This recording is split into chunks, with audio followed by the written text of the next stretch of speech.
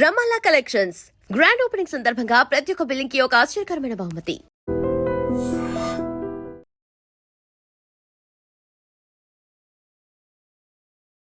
Municipal results కి సంబంధించి already ఎవరెవరు అభ్యర్థులు విజయం సాధించారు, వార్డుల వైజ్ గా, డిస్ట్రిక్ట్ల వైజ్ గా ఇవన్నీ చెప్పే ప్రయత్నం చేయబోతున్నాం. అట్లాగే కార్పొరేషన్ లో ఇప్పటి వరకు మనకు అందుతున్న సమాచారం ప్రకారం మనకు కనిపిస్తున్నటువంటి పూర్తిగా పిక్చర్స్ ఏవైతే ఉన్నాయో దాని ప్రకారం అయితే ఇప్పుడు కాంగ్రెస్ పార్టీ 3 కార్పొరేషన్లో ఆల్మోస్ట్ విజయం సాధించింది. మిగతావి ఏవైతే కార్పొరేషన్స్కి సంబంధించిన రిజల్ట్స్ ఏవైతే ఉన్నాయో అందులో ఇప్పటివరకైతే కాంగ్రెస్ పార్టీ 3 కార్పొరేషన్లు కైవసం చేసుకుంది.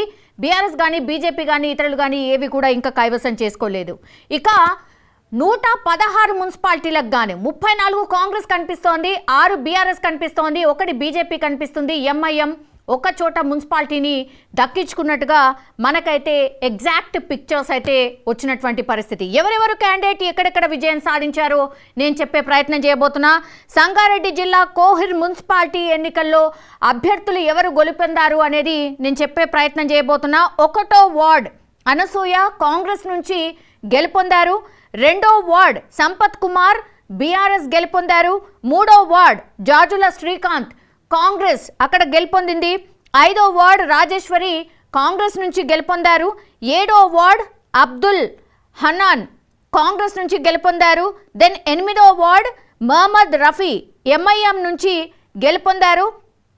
9వ వార్డ్ ముద్దడి సుగుణ బీజేపీ నుంచి గెలుపొందారు. 10వ వార్డ్ యాసిన్ బేగం కాంగ్రెస్ నుంచి గెలుపొందారు. 11వ వార్డ్ కలీం బీఆర్ఎస్ నుంచి గెలుపొందారు. దెన్ 12వ వార్డ్ శిరీషా రాణి కాంగ్రెస్ నుంచి గెలుపొందారు. 13వ వార్డ్ ఎండి చాంద్ బీఆర్ఎస్ నుంచి గెలుపొందారు.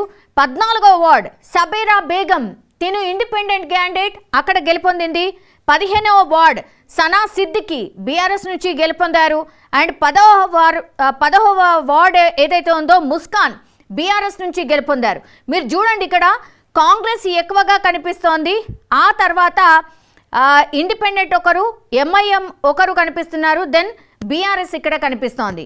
సంగారెడ్డి కోహిర్ మున్సిపాలిటీకి సంబంధించి నేను ఇంతవరకు చెప్పినటువంటి రిజల్ట్